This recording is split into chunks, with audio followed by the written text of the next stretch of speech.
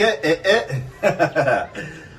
tukwaliriza nnyo tulaba ku life experience wabule kutulaba tukulisaayo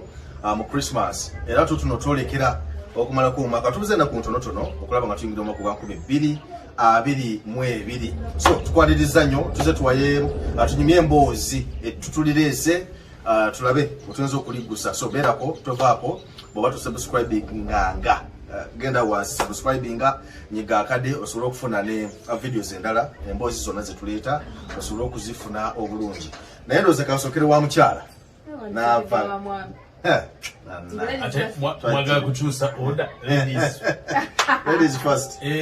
bowoza Museveni yabajja mu kiyungu ayaka tutuka musongezi munga babiyega kibakola yabajja mu kiyungu n'abakuba mu mwala Museveni omuyise muntu mulabe edduka yabakuba wadda mu mwala yabakuba mu masiga naye nga tumanize nnyo aba life experience Uganda amanya gange nze Rasha naava n'abatovu ndi n'abakulu bano ekitabangawo okutula nammwe basatu tulanamu nga tuli basatu ndokutira kubeerawo guno oba kuzunguka babiri naye nga tubaagala nnyo aba subscribinga mu sharing abatannaba subscribe ginoonye ku YouTube channel yaffe Life Experience Uganda onyige awali subscribe beno yige nawe awali akade tubere nga tukuwa reflection buli tuleeta. Yes Simon Ndoda nze Simon Rock nesimye okubeera ku Life Experience Uganda waliwo emboozi mungi biri wano naye nga tuzze okutematema omwaka 2021 walukaganga tannaguyimba manyi ekyo yakyekwata mukwano gwange omeya akayimba tukalindiridde mwaka 2021 naye ng'omwaka tegubadde mwangu mwaka 2021 gye gimu ku myaka egijja okulwawo nga tugirojja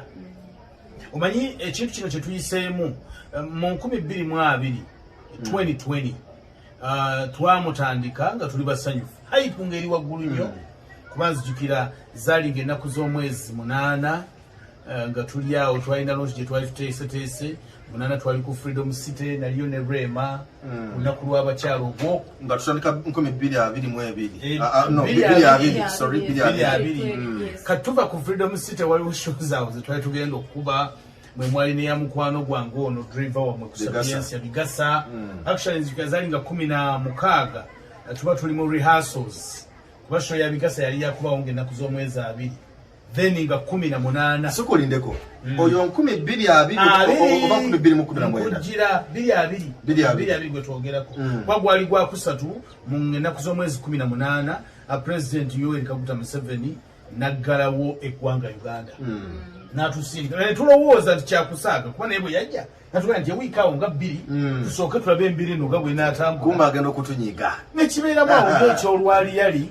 kati okuyita mu mwaka awo nga alina kasente asobola okuwaaka atalina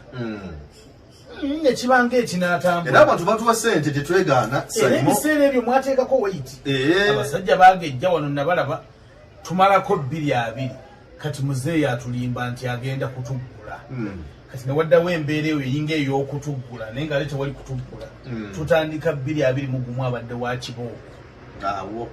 2021 abadde wa kibooko omuntu alina amakange nga gasurvivinze omwaka 2021 ne gasigala nga gayimiri oli musajja nnyo nawe oli mukazi mugumiikiriza nnyo abantu bano bye 2021 abantu bafumbiddwa amalya nga 7 survival ebanga mpeto kyokka teriyo abafumbirwa by coincidence wakyogera nti omuntu yali aze kukyala Museveni amukwatirayo neyeggama okakana nga lubuto azadde omwana mu covid atali lubuto lulala era tubulina obwana twabutuuma amannya ga covid busanitizer buverafu obwana buli awo kakati 2021 twamutandika n'omuliro ogwa politics kubanga 2022 twagenda omunzi kanga twebuuza tunalonda tetulonde tuna campaign zinakubwa zite zinatambula nejjukira era tugenda okuyingira 2021 era twali mu byabufuzi jjukira era byabufuzi ebyatuyingiza 2021 kuba mu January nga 14 buli muntu n'akwata endagamuntu ene tunoonya obubokisi kani kambulera kani kambulera kani kambulera kani kambulera kani kambulera kani kambulera tugenda okumaliriza byawakabanga yatabala kani kabasi ayanda mwaka gwoli okagana kwako bili abiri mugumu twamuyingira na politics chokanga tunaba kujja mu bili abiri mugumu police we na kutubadde muno okulonda bichi byonna mu mwezi ogwe 11 mugalo 11 doba kuwata na Robert Kyagulanyi cheruka cheruka Kampala na yako omuliro abana ne bafa kwache kunaba twali mu campaign bamukwacha mu campaign so ekibuga ne kikyankalana abantu bafa bangi no ddali ddala era alipota tevangayo police kutulaga alipota yavayo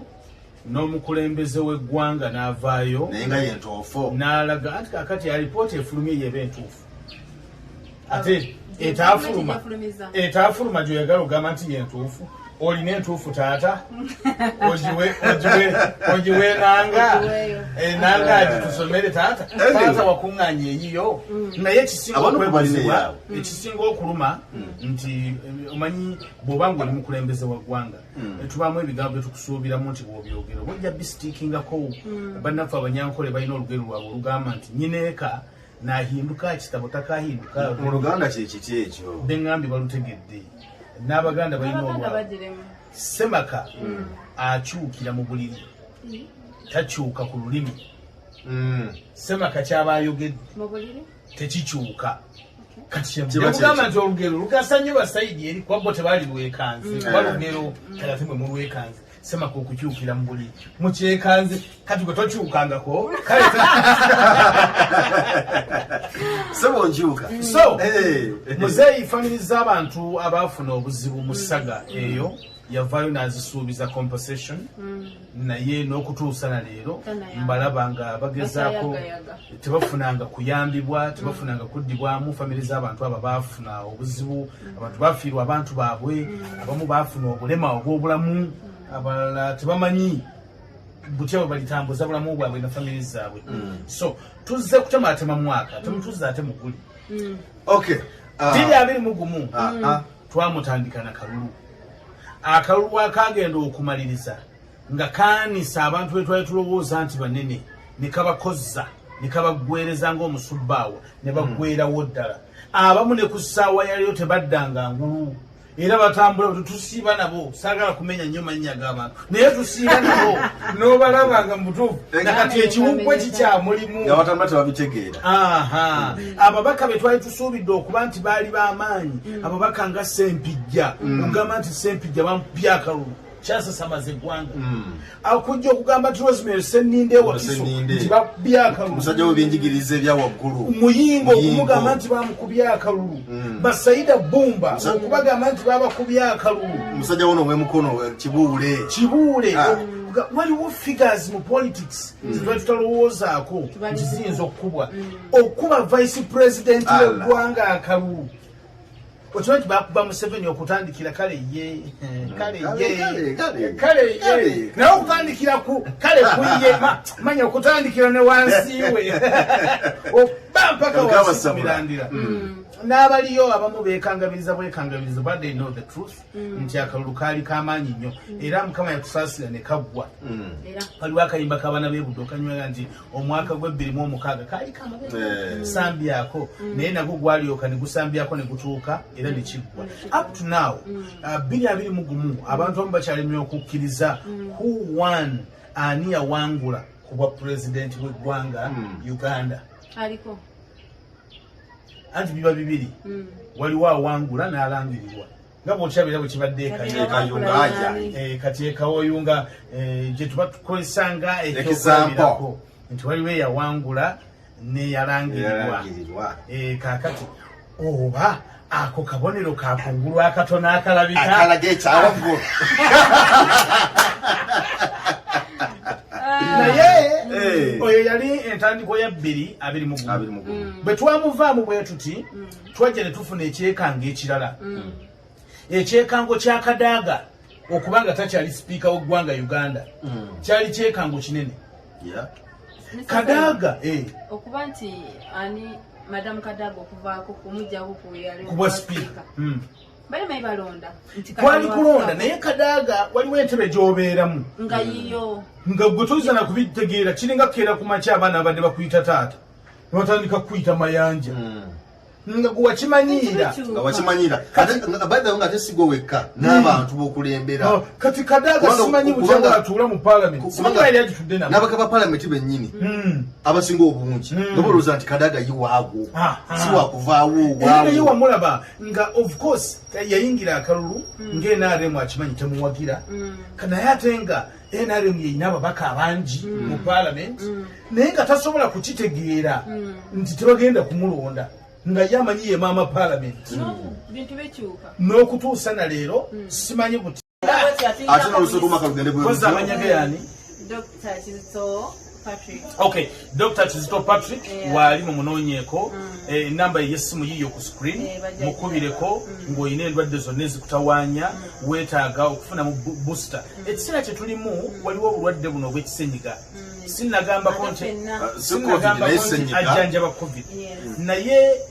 obulwadde bwonna bwe buyingira mu mubiri gwo ne bukusanga ng'oli muyabayaba ng'abasirikale bo banafu bukuyisa bubi